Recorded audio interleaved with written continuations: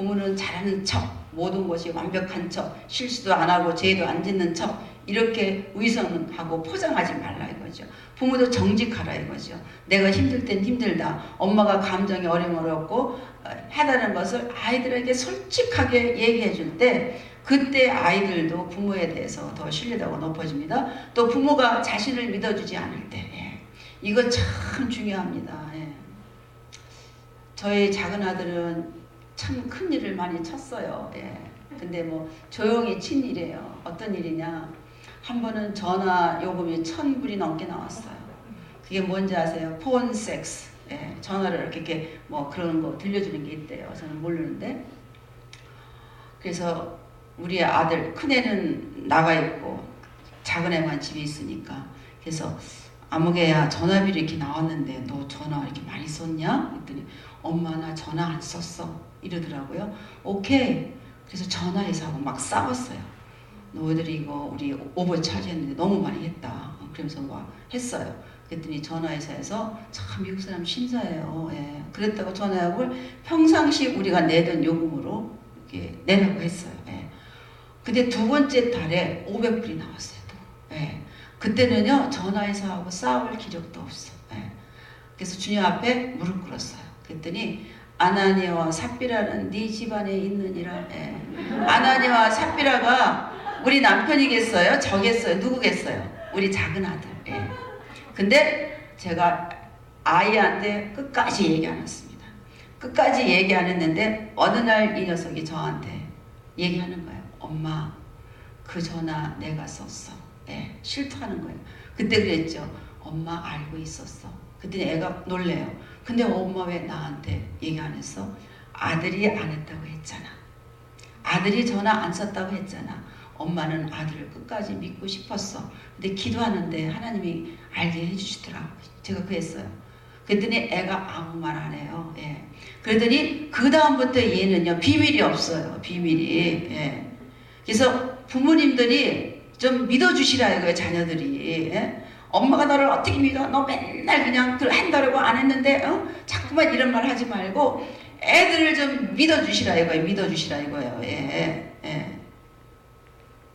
근데 애들을 믿어주지 못할 때 애들이 이렇게 노엽게 되고요. 또 약속을 지키지 않을 때, 이제 아빠하고 아들하고 뭐 농구나 야구 구경 가기로 했어. 근데 아빠가 회사에서 갑자기 급한 일이 있어. 그걸 못 가.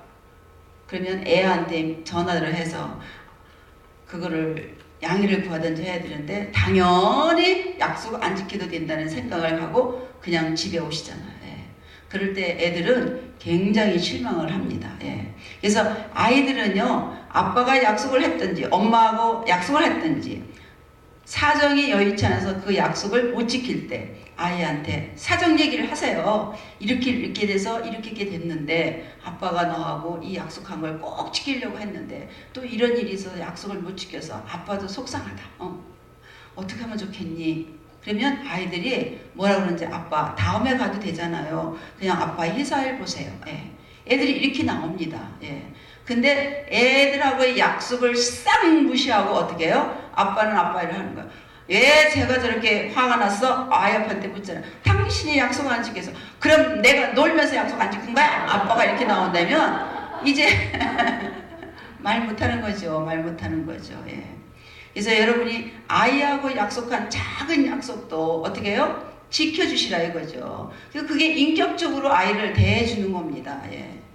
또 다른 사람과 비교할 때 여러분 자녀는요 독특하게 올리원 하나님이 이 세상에 지었다는 걸 꼭 기억하시기 바랍니다. 그래서 그 누구하고도 여러분을 비교하지 마세요. 비교는 누가 갖다 준 겁니까? 마귀가. 세상의 원리는 크다 작다 1등 있으면 꼴찌가 있고 많이 가지면 적게 가집니다. 세상의 원리는 그래요. 그건 누가 갖다 줬냐? 마귀가 갖다 준 거거든요. 그래서 여러분의 자녀들을 그 누구하고 비교하지 말고 특별히 형하고 동생이 있을 때 형이 잘하고 동생이 못하면 애들은 그걸 너무 빨리 어떻게 인식을 해요. 그렇기 때문에 여러분이 절대 형은 이런 걸 잘하지만 너는 이런 거 잘하잖아.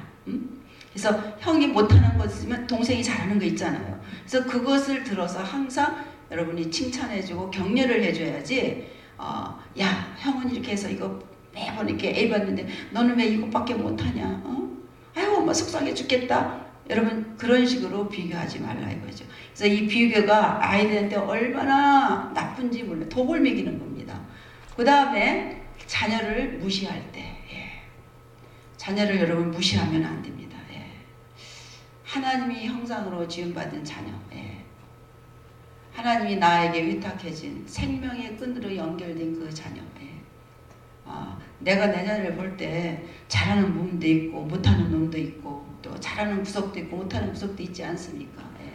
그러나 못하는 걸 보지 말고 아이의 장점이 더 많거든요. 사람마다. 그 장점을 여러분이 보시고 그 장점을 칭찬해주는 여러분 되시기를 부탁을 드립니다. 다음 거 넘겨주실래요? 교양. 이제 아이들을 교양과 훈계로. 교양이라는 것은 예방입니다. 예방. 그래서 여기서 계신 여러분들은 이제 장년과 노년을 위해서 여러분이 젊었을 때 부지런히 공부하셔야 돼요. 여기 이제 갱년기에 들어가실 분들이 이미 들어가신 분도 계시고 갱년기를 겪으실 분도 계신데 갱년기는 여자만 있는 게 아니라 남자도 있어요. 남자도. 사회적으로 그래도 자기가 이뤄놓은 게 있고 그렇다면은 갱년기를 남자들도 무사히 그걸 지내요. 지금. 그런데 중년의 위기를 무사히 지내요. 그런데 그렇지 못한 분들은 이때 굉장히 이제 어려움을 겪습니다. 근데 이 여자들이 이렇게 갱년기, 중년의 위기가 올 때 굉장히 힘이 드는데요. 그런 것들을 젊었을 때 미리 여러분이 예방 차원에서 준비를 해놔야 돼요. 저도 준비 없이 갱년기를 겪는데요. 이 감정을 내가 어떻게 컨트롤 할 수, 너무 감정이 이상한 거예요. 너무너무. 그러니까 가장 가까운 이웃이 누구냐? 남편이잖아요. 그러니까 남편을 가지고 이렇게 긁어요. 근데 남편이 이래요. 나 이제 진짜 못 살겠다. 이혼해야 되겠다. 남편이 그래요. 근데 그때 겁이 덜컥 나더라고요. 진짜 남편이 나보고 이혼하자면 내가 사역자인데 이혼하고 꼴 좋다. 무슨 사역을 하겠어? 그래가지고 산부인과를 제가 안 갔거든요. 산부인과를 달려갔어요. 달려가지고 거기 의사한테 진찰을 받고 나서 제가 부탁을 드렸어요. 선생님, 제가요 집에서 이렇게 있다 보니까 막 남편한테 짜증내고 그러다 보니까 남편이 못 살겠다고 이혼하자고 막 이런 소리까지 하는데 제가 제 입으로 여자들이 갱년기를 겪을 때 일어나는 이런 증상들 이런 거를 설명하는 것보다 선생님이 좀 시간을 내서 저희 남편한테 설명을 좀 해주시면 좋겠어요. 선생님 그거 좀 들어주실 수 있어요? 그랬더니 전화번호 놓고 가라고 자기가 해주겠다고. 근데 그 선생님이 진짜 우리 남편한테 그걸 전부 설명을 해준 거예요. 그래서 집에 들어오더니 남편이 그러는 거예요. 내가 여자들이 갱년기가 뭔지 아냐? 아무것도 모른다 이거죠. 근데 자기가 나를 도와주지 못해서 미안하다고. 그러면서 자기 도움이 필요할 때 요청을 하라고. 그래서 이런 것들은 사전에 미리미리 여러분이 교육을 통해서 어떻게 해요? 예방 차원으로 여러분들이 준비를 하셔야 된다 이거죠. 이면 노년에 가서 그때 가서 노년을 준비하려면 때는 늦으리. 때는 늦어요. 그래서 여러분들이 자녀들을 이제 교양과 훈계를 하는데 교양의 뜻은 예방인데 어렸을 때 여러분이 이 주님께로 아이들을 인도하라 이거죠. 어렸을 때. 일본의 가장 유명한 간장이 뭐죠? 간장하면 기꼬만, 샘표 간장 한국은 그러죠. 근데 일본은 기꼬만 간장, 야마사도 있는데 기꼬만. 근데 일본의 이 기꼬만 간장이 지금까지 존재할 수 있는 하나의 아주 특별한 이유는요. 유치원 아이들을요. 기꼬만 간장 견학을 시킨대요. 유치원 때. 근데 애들이 5살 때 복음을 받아들이면 그때 확실히 복음을 알고 받아들일 수 있는 나이라는 거예요. 근데 그때 복음을 받으면 평생 간다는 거예요. 그렇듯이 여러분의 자녀들을 어렸을 때 복음을 받을 수 있는 연령에 복음을 어떻게 확실히 전하고 예수님이 누구인지 그것을 확실히 아이들한테 심어주시라 이거죠. 그게 필요하고요. 지선 다음 거.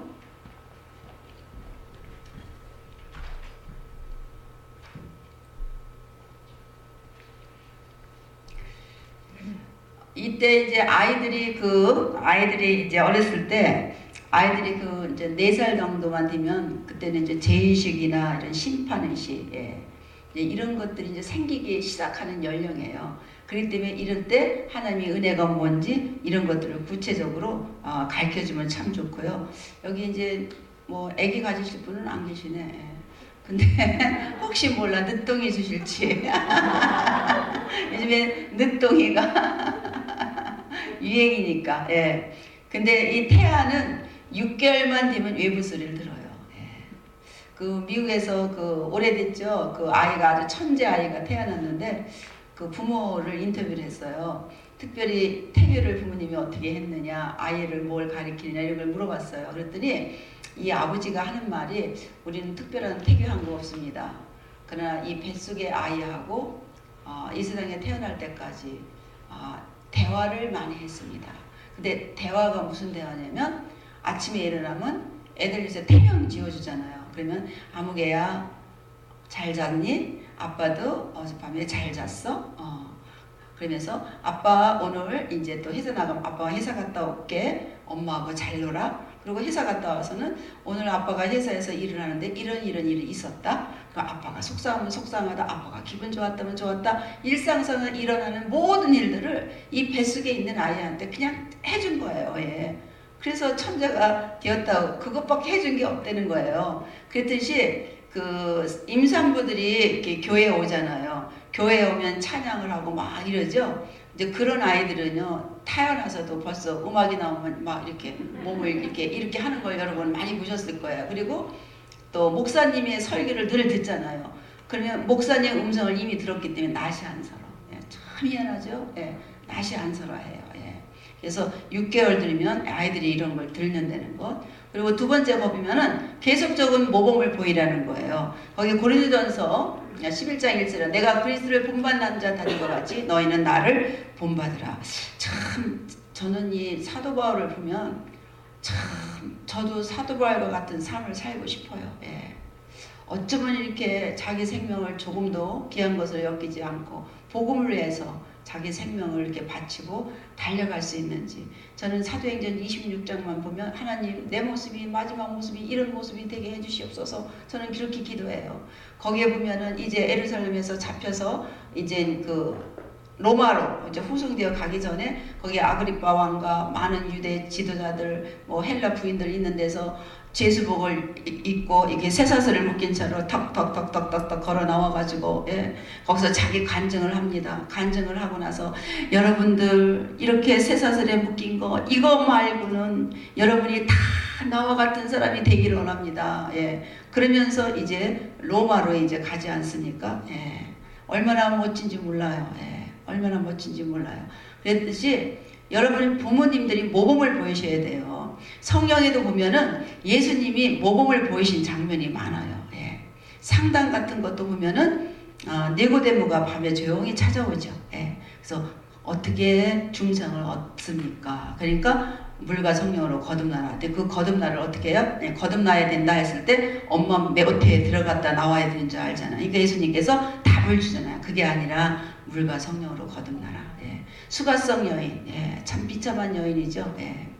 그 여인에게도 동문서답하면서 그 사람의 내면 속에 들어가서 그 영원한 생수, 그것을 예수님이 결국 주시면서 상담하는 그런 모습. 그래서 우리가 뭔가가 할 때 누군가가 실물 교육을 먼저 그걸 보여주면 그걸 따라가는 게 너무 쉽다 이거죠. 그래서 여러분 부모님들이 집에서 말하는 것, 뭐 하나 하는 것, 이런 것들이 애들한테 다 산 교육이 된다는 것을 여러분 꼭 기억하시고, 여러분 부모님이 계속해서 모범을 보이셔야 된다 이거죠. 세 번째는 주님의 방법과 뜻을 가르쳐라. 그래서 로마서 12장 1, 2절인데요. 우리 한번 읽어볼까요? 보이죠? 네, 시작.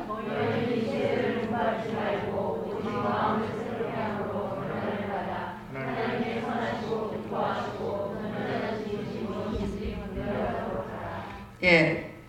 이 말씀은 자녀들을 율법적으로 다루시는 말씀이 아니라 하나님의 은혜와 사랑을 좀 알게 하라 이거죠. 예.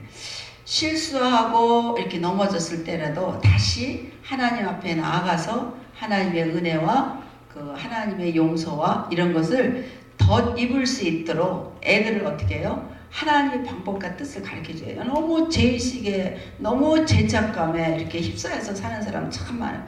예수를 믿어도 어른들도 마찬가지예요. 이렇게 죄책감에 시달리는 사람 참 많습니다. 예. 후레이드도 그런 말을 해요. 사람들이 우울증이 왜 생기느냐? 죄책감 때문에 우울증이 생긴다. 성경에서도 우리가 죄책감을 오래 가지고 있으면 그것이 우울증으로 나타날 수 있습니다. 거기까지는 후로이드 이론과 같아. 예. 그러나 이것을 해결하는 방법이 달라요. 예. 후로이드는 그것을 어떻게 해요? 눈을 감게 하고 엄마 뱃속에서부터 5살 때까지 네가 어떤 환경에서 어떤 어려움을 겪었는지 생각나는 대로 자유현상이죠. 그걸 시킵니다. 그래서 이렇게 봤을 때 이럴 때 상처를 받았겠다. 그러면 그걸 끄집어내서 그걸 치유합니다. 예. 그런데 성경은 그런 복잡한 방법 안 쓰고 어떻게 해요? 하나님 앞에 나가서 하나님 내가 이런 죄를 저었습니다. 죄의식 내가 죄책감을 가지고 있다는 건 뭔가 내가 잘못했기 때문에 가지고 있는 거 아닙니까? 그렇죠? 그걸 가서 하나님 앞에 그대로 고하고 내가 회개하고 용서를 구할 때 하나님이 거기서 어떻게 해요? 깨끗하게 그것을 치유해주는 그 경험이 있다. 이제 어떤 치유도 회개와 용서가 빠진다면 그거는 안고 없는 찐빵과 같은 거예요. 예. 이 치유에는요, 여러분 상처가 있다는 것은 뭐냐? 나는 아무 개를 용서 못합니다 하고 딱 여기다가 메고 다니는 거예요. 예. 여러분 잘 보세요. 여러분의 마음속에 뭔가가 응어리진 게 있다. 그러면 그 속에는 꼭 사람이 있는 거예요. 사람. 예. 근데 그 사람 때문에 내가 내 인생을 못 살고 누구 인생을 살고 있는 거 아세요? 그 사람 인생을 살고 있는 거예요. 왜? 그 사람이 내 마음속에 각 있어서 어떤 데는 탁 끄집어내가지고 막 그 사람을 난도질을 해서 또 마음속에 팍 집어넣고 찌퍼를 탁 챙겨놓고 예. 때만 되면 불러내가지고 막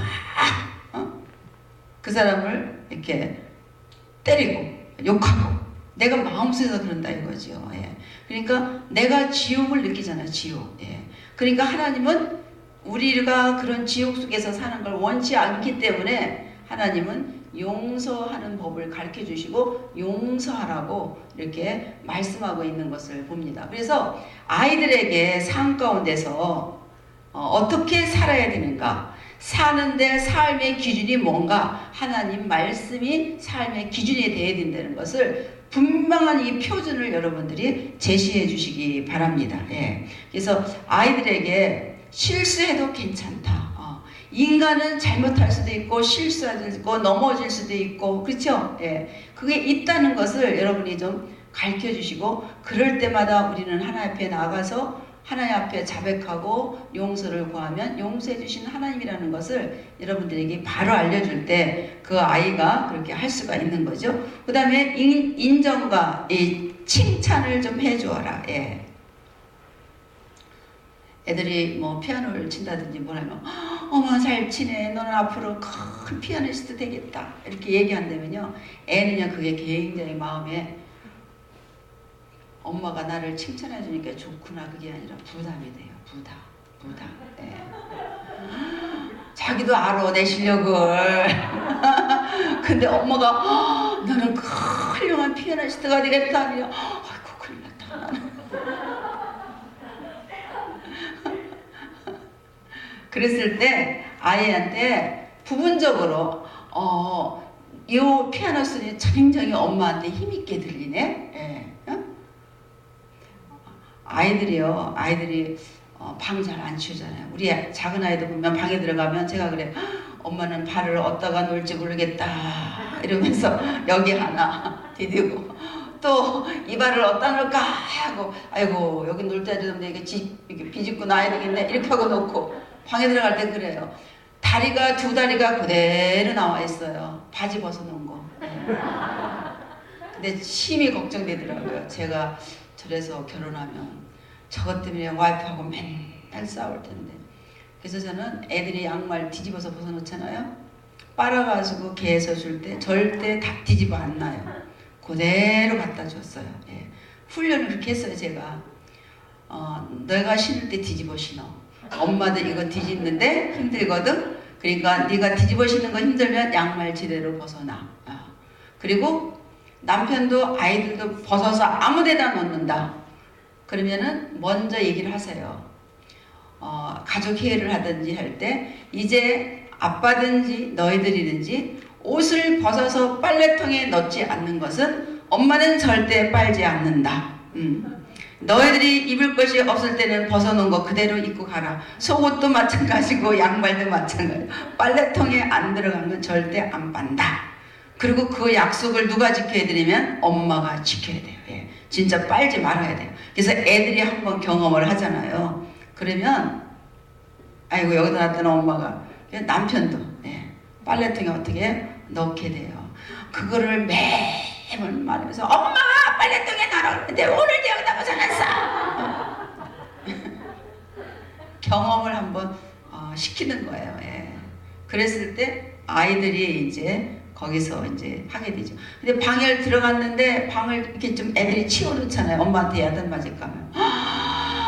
아이고 우리 아들 방 깨끗하게 치웠네 이렇게 말하면 안 돼요. 실은 걔는요 엄마가 들어올까봐 침대 밑으로 다 집어넣거든요. 근데 엄마가 그렇게 막 호들갑을 떨면 아이고 내가 지금 방 안 치우고 저 밑에다 다 넣는데 죄의식 느껴요. 예. 그러니까 오늘 책꽂이에 책이 잘 꽂혀 있네. 이제 이런 식으로 하여튼 부분을 들어서 여러분이 이야기를 해주면 애들들이 이렇게 죄의식이나 이런 부담과 같지 않는다 이거죠. 근데 아이들을 칭찬할 때는 잘한 행동에 대해서 칭찬해 주시기 바랍니다. 제가 어느 가정을 갔더니요. 미국 할아버지가 이렇게 오셨는데 그 할아버지가 그 우리 아는 지사님한테 이런 얘기를 해요. 너 아들이 이름이 조냐? 그러고 물어요. 그러니까 오케이 조라고 그러니까 어떻게 우리 아들 이름을 내가 아냐? 그랬더니 오늘 아침에 내가 너희 집에 전화했다. 전화하는데 네 아들 조가 봤는데 내가 이 조가 전화 받는 매너가 너무 좋았다. 그러면서 전화 받는 매너가 좋았다고 아빠한테 이렇게 얘기를 하더라고요.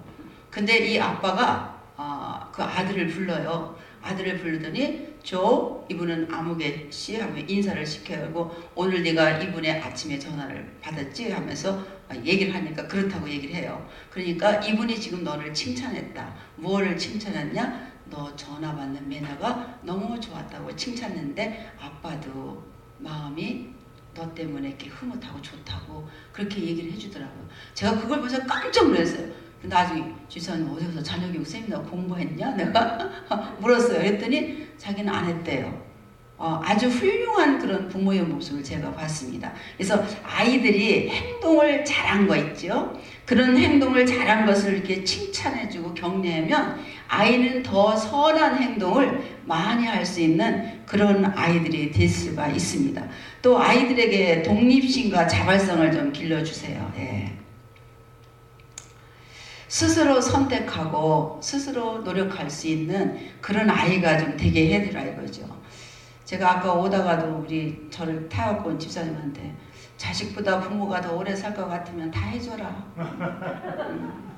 근데 경우에 따라서는 뭐 자식이 일찍 갈 수도 있겠죠. 하나님 부르시면 그렇죠? 그러나 보편적으로 보면 누가 더 오래 살아요? 부모님이 먼저 가고 자녀가 오래까지 남아있어. 그럼 부모 없을 때 모든 걸 부모가 다 이렇게 의존적에 대해서 다 해줬다면 그 자녀는 언제 어떻게 독립적으로 그걸 해낼 수 있을까요?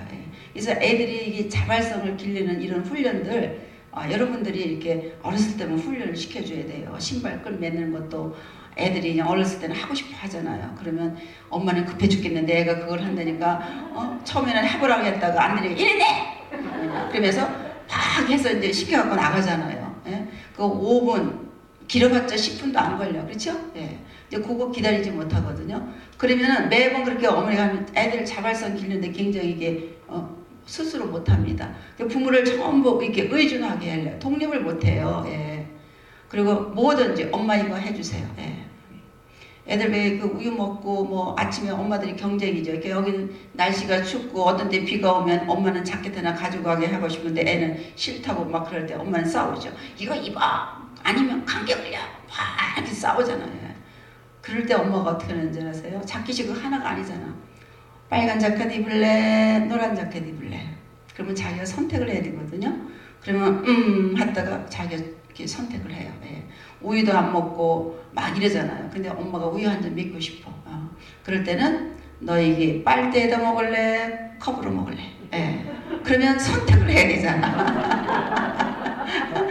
그래서 아이들을 여러분이 훈련에 나가시면 독립심 이런 것들은 여러분이 아이들이 혼자 스스로 설 수 있도록 어린 나이에서부터 그거를 할 수 있도록 여러분이 도와서 그렇게 나아갈 때 아이들이 스스로 이런 독립심이나 자발성 이런 것들을 기를 수가 있습니다. 또 아이를 조종하지 말고 훈련시켜라.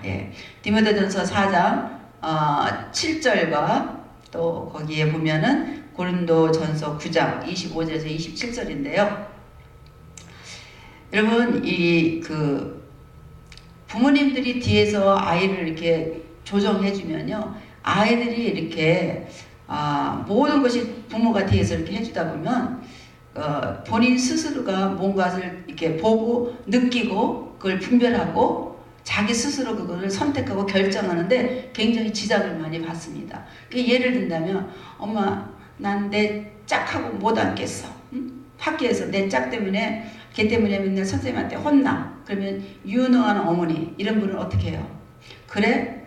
엄마가 내일 학교 가서 선생님한테 내 짝 바꿔달라고 말할게. 그래서 일 처리를 다 해준다면 안 된다 이거죠. 그래서 애들이 좀 막 부딪혀서 거기서 자기들이 갈등을 느끼면서 스스로 옳고 그른 것 이런 것들을 분별하면서 자기들이 선택하고 결정할 수 있도록 좀 도와주시는 그런 부모님들이 되시길 바랍니다. 그리고 7번째, 함께 시간을 보내라. 제가 어저께도 말씀드렸는데 아이들은요 시간을 오래 같이 있는데 엄마가 같이 있는데 짜증내고 신경질 나고 귀찮아하고 이런다면 차라리 같이 안 있는 게 나아요. 같이 안 있는 게 그런 어머니 차라리 애를 어디다 갖다 맡기고 일을 하시는 게 더 낫다 이거예요. 그래서 애하고는 오래 있는 게 좋은 게 아니라 짧은 시간에도 의미 있는 시간들을 가지라 이거죠.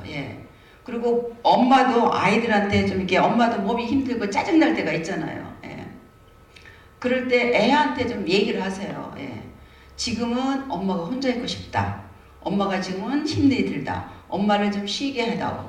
그래서 지금은 너 혼자 좀 30분 아니면 얼마 동안 혼자 좀 놀아줄래? 이렇게 얘기할 때 애들이 그거를 잘 들어요. 잘 들어요. 근데 엄마가 힘들어도 그냥 그것을 애를 가지고 붙잡고 이래라 저래라 하면서 나도 지치고 아이도 지치고.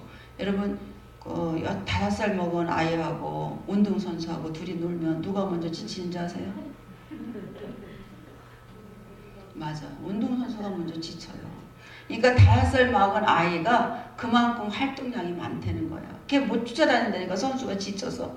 그러니까 애벌레 일할래 그러면 일한다 그러잖아. 애벌레가 너무 힘이 들어서.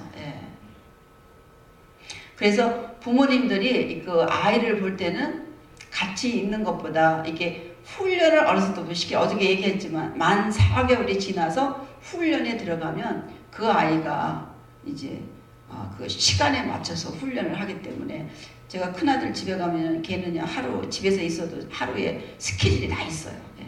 아침에 몇 시에 일어나면 아침에 밥 먹고 나서 이렇게 엄마하고 뭐하고 그리고 놀이하고 그리고 점심 먹고 점심 자고 또 일어나면 파괴 가서 한번 놀고 이게 스케줄이 있어서 스케줄대로 움직이더라고요.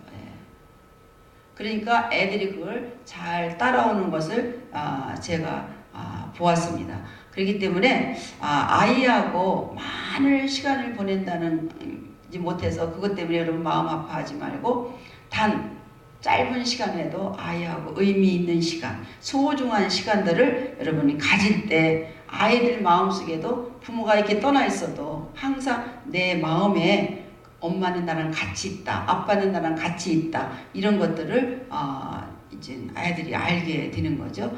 거기에 보면 아까도 나왔는데 비교하지 말라. 예, 비교하지 말라. 예. 우리는 그 성도 간에도 마찬가지예요. 고린도전서 12장에 보면 이 교회의 은사를 가지고 몸의 이 지체에 비유해서 얘기하고 있습니다. 예. 성도 한 분 한 분도요, 다 가진 성도가 없어요. 그러니까 남이 하는 거 보고 시기질도 할 필요가 없다니까. 나는 내가 가진 은사를 개발시켜서 그걸로 하나님께 영광 돌리고 몸된 교회를 어떻게 해요? 세워나가면 돼요. 예. 근데 지체가 서로 협력하지 않으면, 여러분 우리 몸에 이제 음식을 먹으면 성질이 급한 사람은 설렁설렁 씹어서 넘기죠. 그러면 우리가 운동을 더 많이 하겠죠? 그렇죠? 예. 근데 우리가 어느 날 데모를 하는 거야. 나는 맨날 다른 기관들을 해서 힘들게 운동을 해. 나 운동 안 한다 하고 데모를 일으켰어요. 우리가 스탑하고 있어요. 예. 그렇다고 해서 우리가 편안한가요? 예. 자기가 스탑에 음식물이 고여있죠. 그러니까 자기가 더 고통을 받아요. 예. 이렇듯이 우리 하나님께서 교회에게 그 각가지 다르게 은사를 다 주시고 그 은사가 한데로 모아졌을 때 몸된 교회가 든든히 세워질 수가 있는 거거든요. 그렇기 때문에 우리가 자녀들에게 부모가 어떻게 해요? 비교해서는 안 된다 이거죠. 큰아이는 큰아이대로 좋은 장점, 작은 아이도 좋은 장점, 그런 것들을 여러분이 살려주셔야 되고요. 된다 안 된다는 말을 아주 분명하게 하세요. 예. 부모가 자녀를 양육하는 이 지침에는요, 부모가 같은 지침을 가지고 같이 나가야 돼요. 예. 한국 부모인데 이런 부모도 있어요. 아빠가 막 애를 야단치면 옆에서 엄마가 그냥 당신 그건 몰라서 그러는 거야. 애가 잘못한 거 아니에요. 막 이러고 하거든요. 그러니까 남편이 가만히 있다. 당신은 가만히 있어. 그러면서 또 아이를 막 야단치거든요. 그건 잘못된 거다 이거죠. 혹시 남편이 잘못 알고 애를 야단쳐도 남편이 야단치는 그 순간만은 아내는 가만히 침묵하고 옆에 계시라 이거예요. 그리고 이제 다 끝났을 때 남편한테 당신이 오늘 실수한 거예요. 실은 그 아이가 그렇게 잘못한 거 아니거든요. 그리고 사실을 말씀해 주세요. 그래서 아빠가 조용히 그 아들한테, 딸한테 찾아가서 아빠가 아까 모르고 너를 야단쳤다. 아빠가 미안하다. 잘못했다. 이렇게 용서를 구할 수 있는 그런 관계가 되어야지 엄마가 나서든지 엄마가 야단치는데 아빠가 나서든지 이런 거 하면 안 돼요. 예. 그래서 아이들이 부모가 이 지침이 다르기 때문에 애들이 혼란스러운 거예요. 아빠 말을 들을까 엄마 말을 들을까. 저희 지금 클래스에 60이 넘은 부부가 이제 들어오셨는데 예수 믿은 지 얼마 안 되셨어요. 예. 근데 평생을 싸우면서 살고 이제는 너무너무 지쳐서 이제 이혼하자 하다가 남편이 먼저 은혜를 받은 거예요. 예. 은혜를 받아보니까 이거 이혼해서는 안 되거든. 그러니까 이제 와이프를 이제 이끌어 들으려는데 와이프가 이러고 당신 변하면 얼마나 변했나, 행동을 어떻게 하는 거 보자, 이러고 있는 거예요. 예.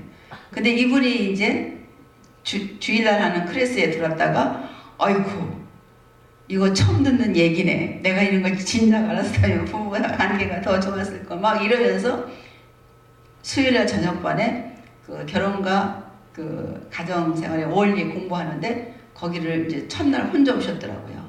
그래서 첫날 혼자 오셨다가 목사님 우리 와이프하고 이거 와서 듣게 기도해 주세요. 그래서 기도했어요. 그 다음 주에 같이 오셨어요. 예. 같이 오셨는데 이 부부가 아이들한테 항상 엄마 따로 아빠 따로, 예. 아이들한테 그렇게 지침을 한 거예요. 예. 아빠는 이 말하고 엄마는 다른 말하고 그러면서 평생을 살아오셨대요. 그러니 아이들이 얼마나 혼란스러웠겠습니까? 예. 그래서 지금도 늦지 않았습니다. 그 자녀들한테 부부가 한마음 일치된 마음, 일관성이 없었기 때문에 우리가 너희들한테 이렇게 혼란스러움을 많이 줬는데 엄마 아빠가 진짜 무릎 꿇어서 너희들한테 용서를 구한다. 지금이라도 안 늦었으니까 그렇게 하시라고 했습니다. 근데 본인들이 하시겠다고 했는데 어떻게 하는지 몰라요. 그리고 아이들이 어린 아이들일수록 잘 잊어버려요. 한꺼번에 많은 지침을 주지 마시기 바랍니다. 하나님이 이스라엘 백성에게도 명령을 줄 때 딱딱 한 가지씩만 이렇게 줬어요. 그러니까 듣고 실천할 수 있도록 그렇게 해주셨다 이거죠. 예. 그래서 여러분이 그 아이들한테 할 때는 일관성 있는 이런 지침을 부부가 함께 주는 게 좋고요. 주변의 모든 그 상황을 교육의 기회로 삼으라 이거죠. 교육. 예. 그래서 신명기도 보면 너희들이 앉을 때니 설 때든지 아이들을 이렇게 가르치고 하라고 이렇게 얘기하고 있지 않습니까? 그렇듯이 아이들에게 모든 것을 교육의 기회로 삼으시기 바랍니다. 여러분 그 결혼식에 갔을 때 결혼식, 또 그걸 보고 또 이렇게 장례식에 갔을 때 장례식, 그래서 죽음이 뭔가, 결혼을 왜 하는 건지, 이런 것들을 여러분 다 교육의 기회로 삼으시기 바랍니다. 자연을 보고도 아이들을 얼마든지 교육할 수가 있어요. 그래서 하나님은 참 위대하시다. 이런 것들을 알려주고 있습니다. 그 다음에 넘겨주실래요? 훈계에 대해서 잘 안 보이죠? 저게 뭐냐면 그 카페 오셨나? 다 해왔어. 거기에 보면은 저거 한번 하는 게 있는데, 아니 저거 없지. 그냥 테스트하는 종이.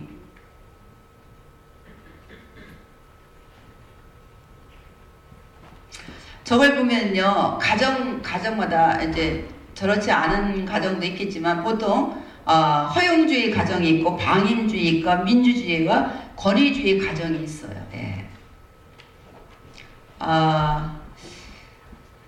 허용주의 가정은 뭐냐? 사랑은 많이 주는데 훈계를 하지 않는 가정. 이따가 그래서 자녀들을 따뜻하게 대해주고 지지해주고 인정도 해주고 칭찬도 많이 해주는 데 비해서 훈계를 하지 않는 가정. 자녀를 스포일 시키는 가정이죠. 제가 이런 데서 살았어요. 아버지는 6살에 집 나가셨지만 19살에 그 시절 19살에 시집가서 10년을 살았는데 아기도 없이 29살에 혼자 되신 고모가 옆집에서 저를 길렀어요. 엄마 집에 왔다 갔다 옆집이니까. 그러니까 고모가 오냐 이렇게 길렀어요. 저희 집은 농사를 많이 짓는 집이라 했잖아요. 일하는 아줌마들이 있고 막 바쁠 때 너무 바빠요. 근데 음식을 이렇게 보고 밥 먹으라 그러면 나 먹기 싫어. 그러면 뭐 먹고 싶니? 그러면은 그 바쁜 와중에도 저 먹을 거 만들어서 먹였어요. 아주 못되게 컸어요. 이렇게 못되게 컸기 때문에 제가 애들은 안 먹으면 굶겼어요. 너 그렇게 해서는 나중에 네 집 딸들에다가 고생시킨다. 나는 네 집 아들들에다가 고생시켰지만 너희들은 네 집 딸 고생시킨다. 먹지 말어. 너가 배불러서 안 먹어. 굶겼어요. 그랬더니요 지네들이 먹더라고요. 그래서 우리 애들은 어렸을 때 다 통통하게 살이 쪘어요. 지네들이 먹어가지고. 그래서 부모님이 내 자식 사랑하니까 아유 잘한다 이뻐. 이것도 어느 정도지. 진짜 자녀를 사랑하는 데는 이 훈계가 들어간 사랑이 참 사랑이라는 걸. 근데 엄마 손에서 큰 동생들은요 자식은 어머니가 길러야 된다는 걸 제가 알아요. 그 동생들은요 저하고 달라요.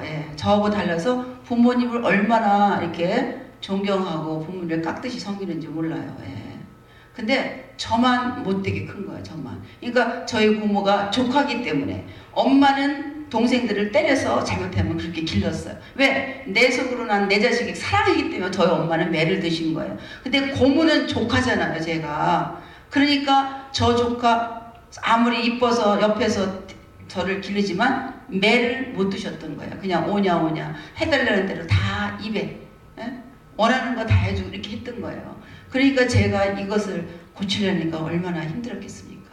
지금도 남편이 밥 먹자? 그럼 어떤 때는 이렇게 밥 먹기 싫어요. 그 끼가 나와요. 지금 60이 넘었는데 그 끼가 나와. 이거 싫어요. 그래서 안 먹어요. 그럼 밤 10시쯤 되면 배가 고파요, 안 고파? 고프죠? 그러면 아빠 아까 먹을 때 왜 나보고 밥 먹자 소리 안 했어? 그러면은 나 분명히 했다. 분명히 밥 먹자 했는데 네가 먹기 싫다고 그랬다. 그러니까 한 번 밥 먹자 해서는 이게 귀에 잘 안 들리는 거예요. 두 번, 세 번. 근데 지금도요, 어디 가잖아요. 이렇게 먹는 것도 많이도 안 먹지만, 끼적대고 먹지만, 이렇게 음식이 있으면은, 아우, 목사님 오셔서 식사하셔야 돼요. 그러면은, 아우, 됐어요. 안 먹을래요. 예. 이게 그냥 입에서 먼저 나온다니까요. 지금 목사하면서도 그걸 고쳐야 되는데, 3살 바로 8살까지 간다. 그래서 어렸을 때부터 좋은 훈련을 시켜주는 게 이게 얼마나 자녀들한테 나중에 고생하고 안 난다 이거죠. 그러니까 내 자식이 이뻐서 부모가 품 안에서 물고 뜯고 하는데 그것도 어느 정도지. 아이들에게 마땅히 행할 길이 무엇인지 가리키면서 해 나가라 이거죠. 그러니까 부모가 자녀를 사랑한다는 건 나중에 이 미래에 이 자녀가 고생 안 하고 온전히 당당히 서서 한 가정을 이끌어 나갈 수 있는 그런 사람이 될 수 있도록 어려서부터 그 훈련을 시켜야 되는데 저는 그 훈련을 못 받았어요. 저는 허용주의, 예. 아마 제 엄마가 저를 많이 기르셨다면 아마 때리셨겠죠. 예. 그러나 고모, 할머니, 주로 이제 그 치마폭에서 놀았기 때문에 제가 이런 걸 못 받았습니다. 그래서 저는 저희 남편이 참 감사해요. 참 온유하신 분을 만났어요. 예. 그래서 저는 요새는 남편을 보면 그렇게 예뻐요. 그래서 머리를 쓰다듬어줘요. 내가 아유 당신 나 때문에 고생 푸쳤겠다. 그러면 이제 우리 마누라가 철이 들어서 자기 고생한 걸 인제 알아준다는 거예요. 진짜 감사해요. 그 남편이 그렇게 저에 대해서 오래 참아주지 않고 인내하지 않았다면 제가 오늘 여기 어떻게 서 있겠습니까? 그렇죠? 예. 그러나 남편이 저를 위해서 하늘에 썩어지는 미달이 되셨기 때문에 가정이 온전했고 제가 여기 이렇게 서 있는 사람이 되었습니다. 하나의 또 방임주의는 뭐냐? 훈계도 안 하고 사랑도 안 해주는 가정. 네가 알아서 해라. 예. 관심 막. 예. 예. 그러는 가정. 예.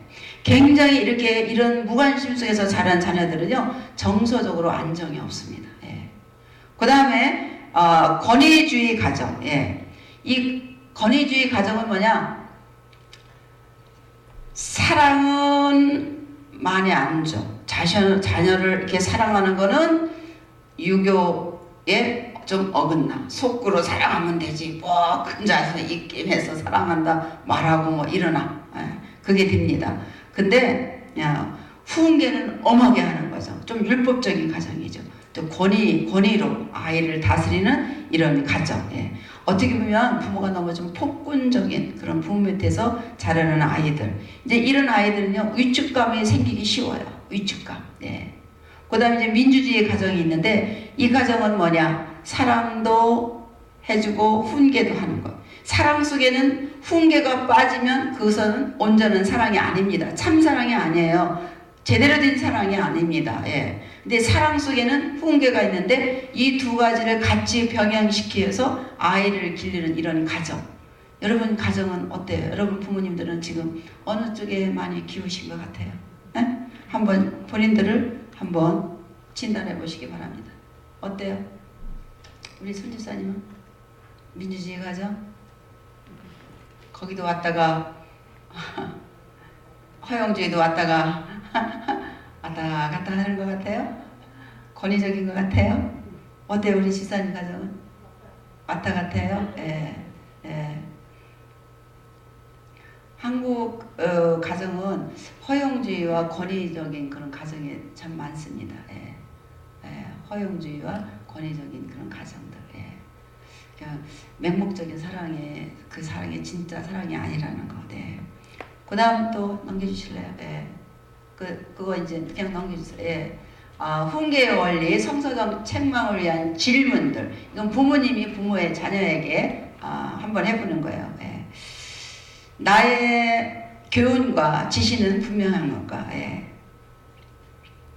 그래서 아이에게 지시를 분명히 했으며 훈계를 내가 바로 했는가.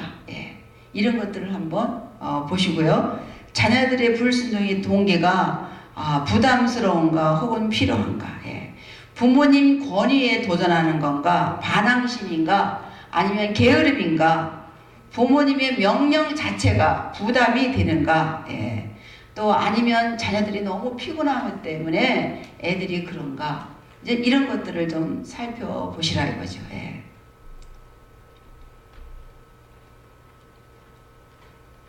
또 반항의 대상이 부모인가 아니면 세상인가. 예. 아이들이 학교 공부하는 거나 뭐 다른데 이런 그 불만이 있을 수가 많거든요. 그러면 애들이 집에 와서 투덜투덜대고 막 이러면은 그게 이제 부모님한테 반항을 한다고 이렇게 생각을 하는데 사축인데, 그 반항이 부모에 대해서 하는 건가 아니면 세상에 대해서, 학교에서 무슨 일이 있지는 않은지 이런 것들을 좀 한번 보시는 것도 좋고요.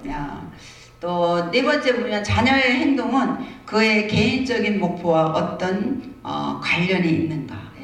예를 들면 그런 거예요. 애가 어느 날 저금통장을 갖다가 전부 갖다가 어디다 갖다 그냥 그걸 학교에다 갖다 그냥 낸 거예요. 그러니까 부모님은 상의도 안 하고 애가 그런 짓을 했으니까 너 어떻게 저금통장을 엄마 아빠한테도 얘기도 안 하고 그걸 다 갖다 학교에 갖다 낼 수 있어 하고 야단칠 수 있다 이거죠. 근데 이게 야단치기 전에 왜 저금통장을 그렇게 했는지 물어보시라 이거죠.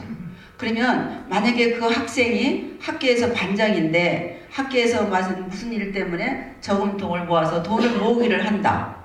근데 선생님이 우리 반이 이번에 1등 해야 돼, 1등 해야 돼. 그런다면 그걸 맡은 아이는 책임감이 있을까 없을까? 부담이 될까 안 될까? 부담이 되죠. 그러니까 선생님은 우리 반이 1등 해야 된다 그러지 애들이 내는 것 액수가 적다면 어떻게 해요? 나라도 내 저금통 다 갖다 내야 되겠다. 그래서 갖다 줄 수도 있다 이거죠. 그러니까 우리가 아이들을 이렇게 책망하고 할 때 여러분이 나 스스로에게 그리고 이런 질문들을 해보시면서 하는 게 좋죠. 그 다음 다섯 번째, 나의 책망은 그의 양심에 호소했는가. 어머니들 보면요, 지적인 엄마, 감정적인 엄마, 의지적인 엄마가 있어요. 그래서 아이들이 잘못될 때 감정적인 엄마는 어떻게 하시는지 아세요? 너 왜 그러니? 엄마 속상해 죽겠다. 이런 분은 감정적인 엄마, 감정적으로 어프로치하는 엄마. 지적인 엄마는 너 한번 생각해봐. 잘했니? 못했니? 의지적인 엄마, 너 또 그럴 거야? 안 그럴 거야? 빨리 말해. 근데요, 우리 사람도 감성이 발달된 사람, 또 의지가 발달돼서 부모가 어른이 돼도 그런 사람이 있어요. 한 커플에 여기는 그런 거 없죠. LA는 꽃뱀이 많아요. 여기도 있어요. 그 룸사랑도 많아요. 그래가지고 참 이 아빠들이 좀 비즈니스 하려면 술 먹죠. 막 그러면 그런데 많이 가요. 참 마음이 아파요. 근데 이 꽃뱀이 LA는 잘 날라와요. 쭈쭈빵빵이라고 그러죠. 젊은 아가씨들 얼굴도 인선은 다 성형수술해서 하나같이 다 미인이야. 날씬한 예뻐요. 근데 한 아빠가 거기 빠진 거예요. 근데 이제 아내가 그걸 알아서 그냥 사내 안 사내 그냥 막 이러다가 남편이 애가 셋인 걸 어떻게 해. 그래서 살아야지. 그래서 이제 그쪽을 정리하고 왔어요. 그래서 남편이 전화도 안 와갖고 전화 와도 받지 않겠다 그랬어요. 근데 우리 아내들이 아셔야 될 게 동정심은 여자들이 더 많은 것 같죠? 아니에요. 남자들이 더 동정심이 많아요. 그 꽃뱀이 전화해가지고 오빠 보고 싶어. 나 오빠 그러면서 매달리면요. 남자들은 그걸 못 끊어내요. 근데 의지가 강한 사람은 그걸 끊어내는데 그 집 아빠는요. 이 감성이 발달된 아빠예요. 그러니까 전혀 그걸 못 끊어내는데 이 엄마는 의지가 발달된 엄마예요. 그러니까 나중에 이제 남편이 돌아왔는데도 전화 이런 걸 전부 아내가 그런 걸 전부 체크하는 거예요. 아니 그냥 남편이 안 한다면 그걸 믿지 왜 전화를 다 이렇게 해가지고 봐 당신 또 그 여자하고 전화했네? 이게 되는 거예요. 그러니까 또 싸우는 거예요. 근데 제가 가만히 보니까 남편이 그런 그 여자는 의지적이에요. 그래서 제가 그 자매한테 그랬어요.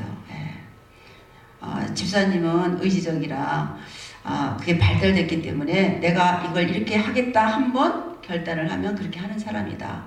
근데 남자는 이 감성적이기 때문에 그걸 못한다. 그걸 못 꺼내낸다. 그리고 남자는 동정심이 있어. 근데 여기서 전화하는데 그 꽃뱀이 오빠 없이는 난 못 살겠어. 오빠 없이 나 죽어. 그리고 막 애원하고 매달리는데 그거 마음이 안 갈 남자가 어딨냐. 나 같아도 가겠다.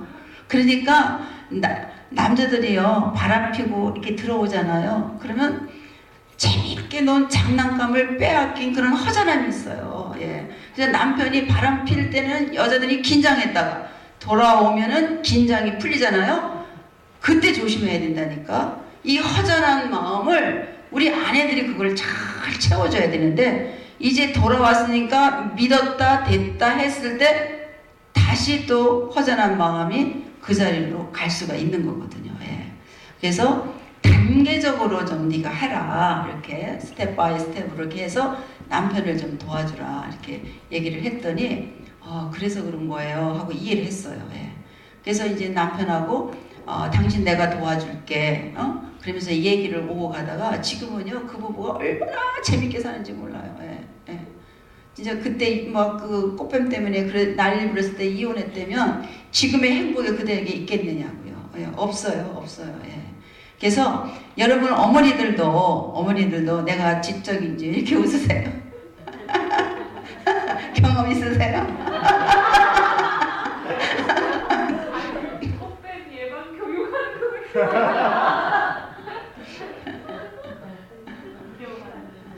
제가 여기는 자녀를 위해 부모를 교육하는 거지만 부부 문제도 그런 게 참 너무 많았기 때문에 이렇게 제가 자꾸만 그런 것들을 터뜨리고 갑니다. 예. 나쁘지 않죠? 예.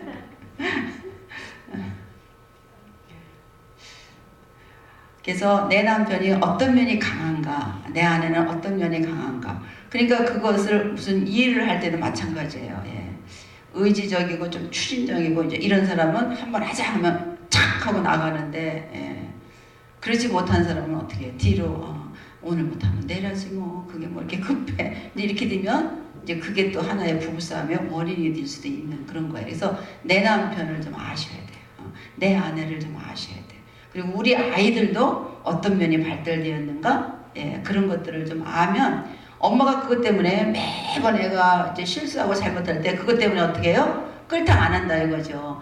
우리 아이는 이런 면이 있지. 그럼 내가 이 아이를 이런 면을 어떻게 할 수 있도록 도울까? 그렇죠? 그 생각이 난다면 하나님 앞에 엎드리겠죠. 하나님, 우리 아이는 이런 데 약점이 있어요. 근데 제가 그걸 어떻게 아이를 도와줄 수 있을까 했을 때 하나님이 그 주시는 지혜로 그 아이를 돕는다면 그건 틀림없는 거다 이거죠. 예. 다음 거 도표. 예.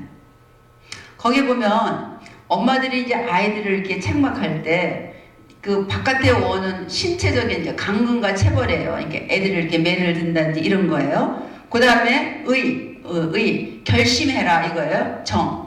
마음이 아파요. 지적인 것은 생각하고. 아까 제가 예를 들어드렸죠? 다 이해되시죠? 근데 유치원 같은 데 가면은 왜 이렇게 생각하는 의자가 있잖아요. 여기 애들 벌쓸려. 아무게 잘못되면 너 거기 가서 앉아있어. 아니면 서있어. 그래서 코너에다가. 그러면 거기서 애들이 생각을 하잖아요. 그러면 나중에 선생님이 네가 무엇을 잘못했는지 아니? 하고 물어볼 때 네 선생님 알아요. 근데 뭘 잘못했는데? 그러면 입으로 고백하면 그래 하고 얘기를 하잖아요. 그러니까 부모님들이 어디에다 해야 되냐면은 양심에 호소하는 거야. 양심. 예. 그래서 무엇을 했는가 스스로 깨닫고 거기서 대답을 찾을 수 있도록 어머님들이 그렇게 하라는 것을 거기에서 얘기하고 있습니다. 그 다음 거 넘겨주실래요? 예. 이제 아이들을 성서적으로 교정을 할 때는요, 이 불순종에 대한 책임 설정을 여러분이 하셔야 됩니다. 예. 책임 설정을 할 때, 아이들이 무언가 이렇게 약속했을 때, 이제 그걸 못하잖아요? 그러면 아이들에게도 분명히 이 바운드리를 정해주고, 여러분이 네가 그렇게 못했을 때 거기에 대해서 너는 어떤 책임을 질 거냐. 예. 특별히 이제 사춘기에 있는 아이들 친구 줘서 바깥에 나가잖아요. 예. 나가는데 엄마가 나가는 애, 너 오늘 몇 시까지 들어와 이러잖아요. 10시까지는 꼭 들어야 돼. 그런데 이거는 누가 정해준 반두리? 엄마가 정해준 반두리. 이게 절대 아이는 10시까지 안 들어죠. 그래도 아이가 책임도 없어요. 예. 그러나 엄마하고 같이 이번에 나가는데 너 몇 시까지 들어올 수 있어? 그러면 아이가 엄마 나 10시까지 들어올게요.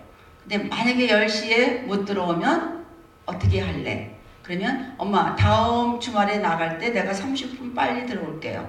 그럼 오케이? 근데 만약에 그것도 네가 약속을 못 지킬 때는 어떻게 할래? 이거를 어머니가 아이하고 단둘이서 그런 것들을 설정하는 게 참 중요합니다. 예. 그래서 불순종에 대한 책임 설정, 그리고 교정을 할 때는 어떻게 해요? 단둘이. 특별히 아이가 둘인 분은 형을 야단칠 때나 동생을 야단칠 때 형제가 있는 데서 아이들을 야단치지 마세요. 예. 그래서 아이를 교정을 할 때나 아이를 야단칠 때는 1대1로 하라 이거죠. 1대1로. 예. 그게 참 필요합니다. 예.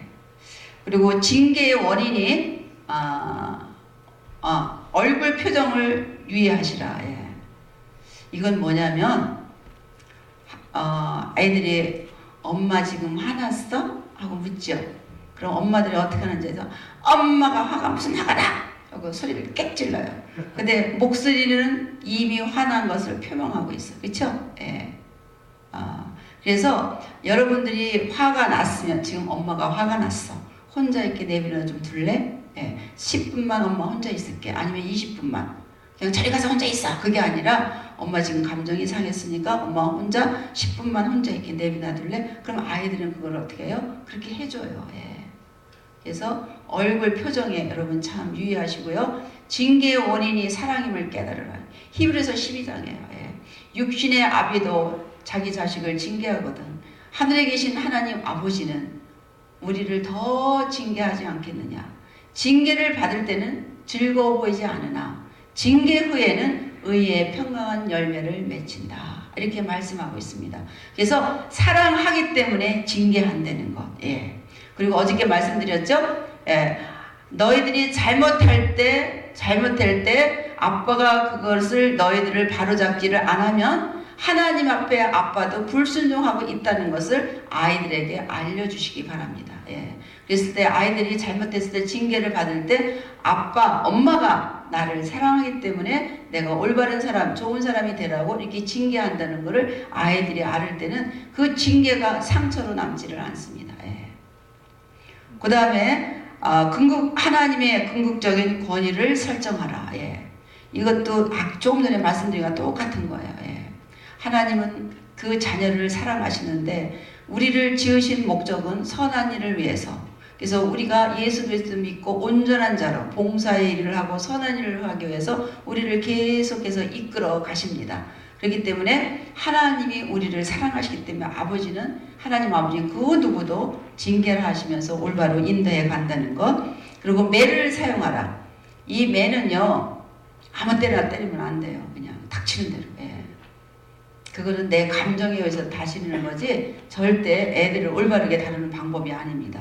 그래서 매를 때리는 것도 아이들에게 엄마 아빠가 너희들이 뭘 잘못했을 때 말로 몇 번까지는 할 거다. 뭐냐면 3번. 근데 3번 이후에도 너희들이 엄마 아빠 말을 안 들을 때는 엄마 아빠는 이 매로 너희들을 다스릴 것이다. 애들한테 이렇게 미리 서로 약속을 하고 그 매를 듣는다면 아이는 자기가 잘못했기 때문에 매를 맞는 걸 당연히 알죠. 예.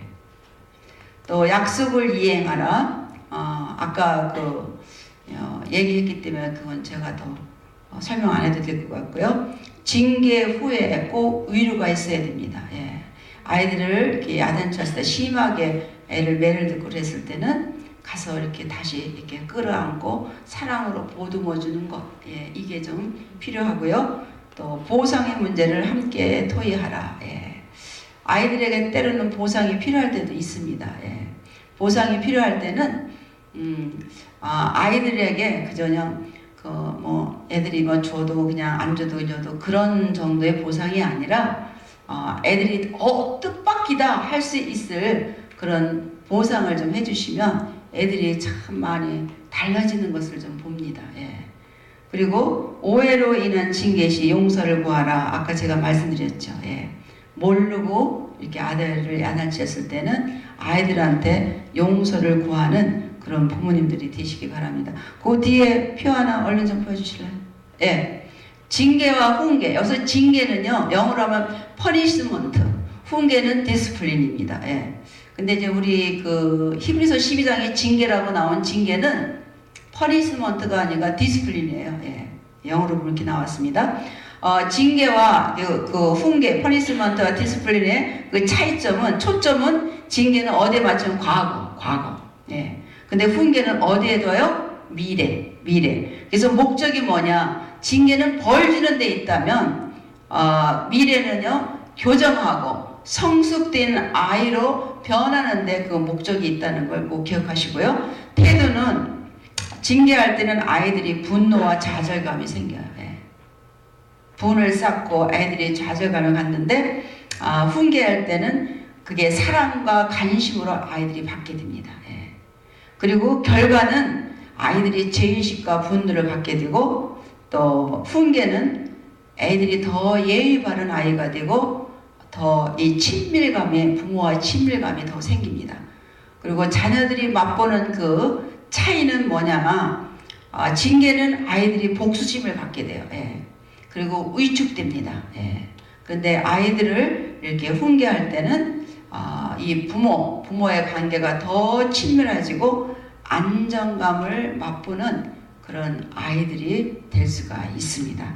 그래서 오늘 짧은 시간이지만 그 예배소서 6장 4절 자녀를 노엽게 하지 말고 오직 주의 교양과 훈계로 양육하라. 이 말씀을 같이 나눴는데요. 어떻게 좀 도움이 되셨습니까? 네. 그래서 우리 자녀들을 나는 이렇게 잘 자녀 교육을 한다. 이런 부모는 아무도 없습니다. 그래서 이 시간에 우리는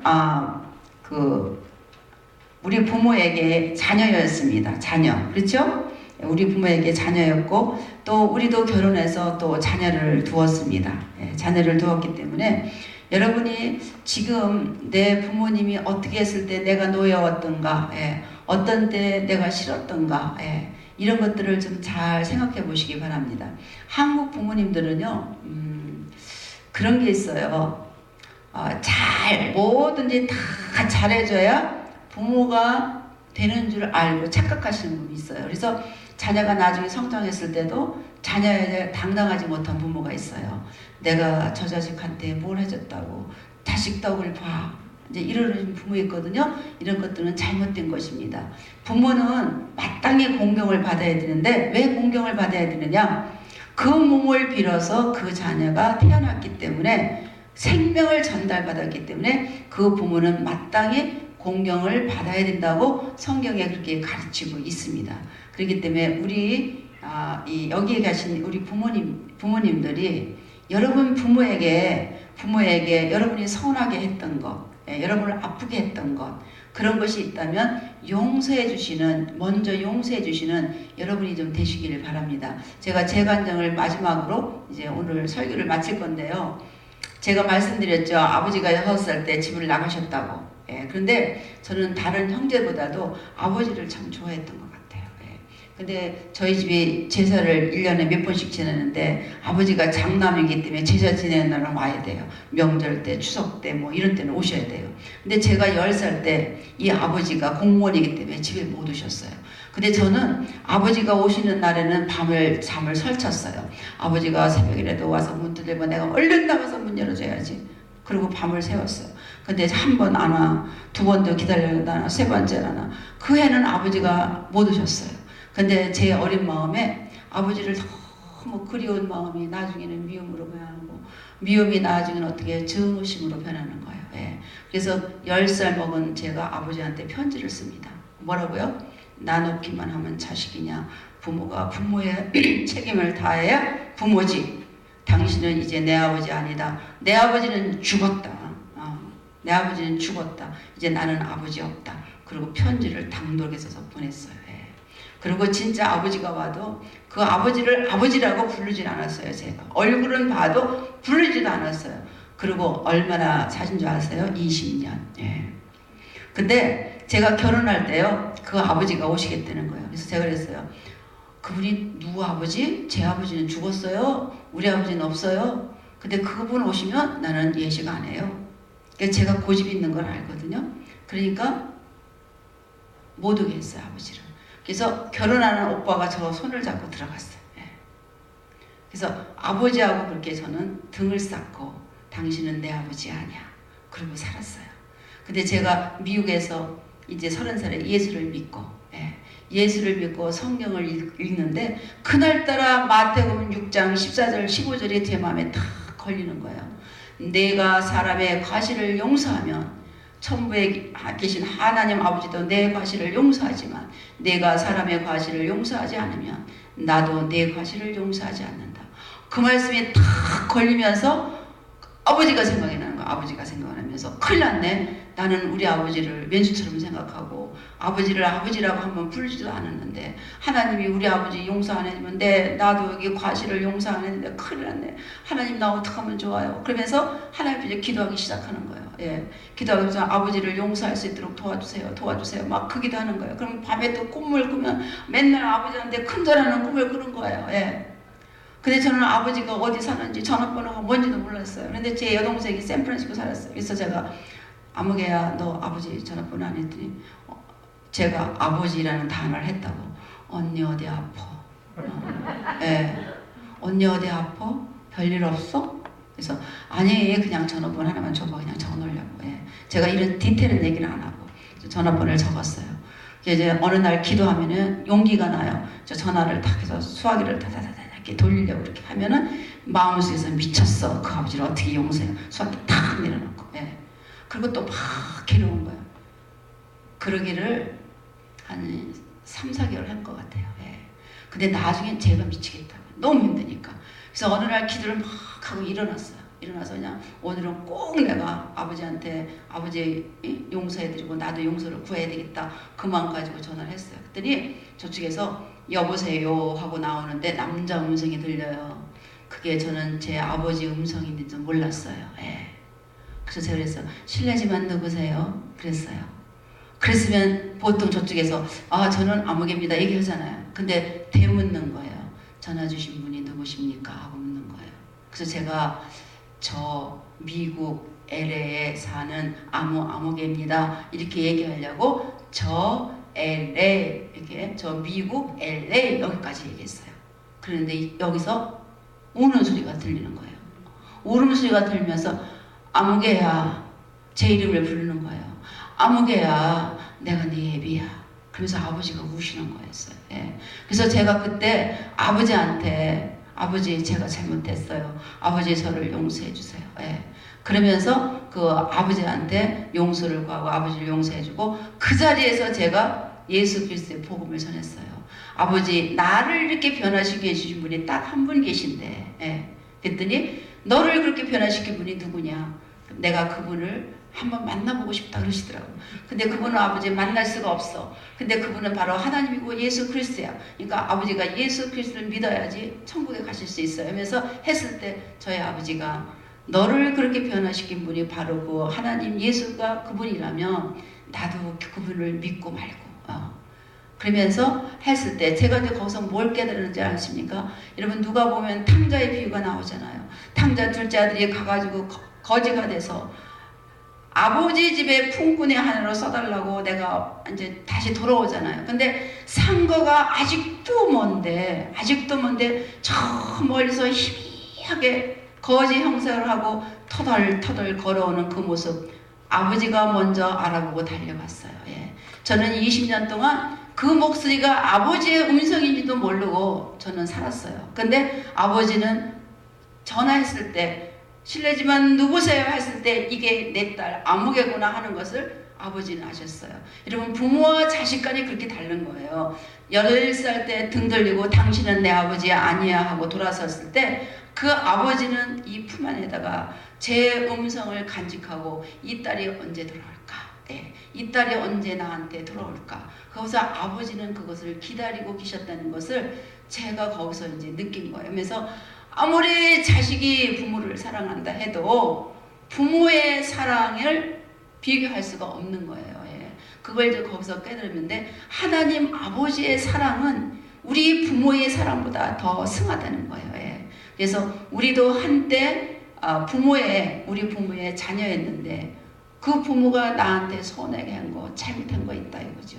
그랬을 때 먼저 여러분 마음속에 조금이라도 앙금이 있다면 여러분이 하나님 앞에 그 부모 때문에 내가 이 세상에 태어난 것 거기에 대해서 감사하고 마음으로부터 용서해드리고 여러분이 자유함을 얻으시기 바라고요. 또 여러분들이 그 자녀를 기를 때 자녀가 부모한테 또 불효하고 또 부모를 서운하게 할 수도 있다 이거죠. 그러나 우리 다 경험해보지만 그 자녀 버릴 수 있습니까? 예, 나를 마음 아프게 하고 힘들게 해도 내 자식이기 때문에 품에 품고 그 자녀 때문에 밤새워서 기도하며 그 자녀가 언젠가 다시 돌아오지 않을까 하면서 기도하고 기다리는 게 또 부모가 아닙니까? 그래서 이 시간 짧은 시간이지만 누가 피아노 반주 좀 해주시면 좋겠네.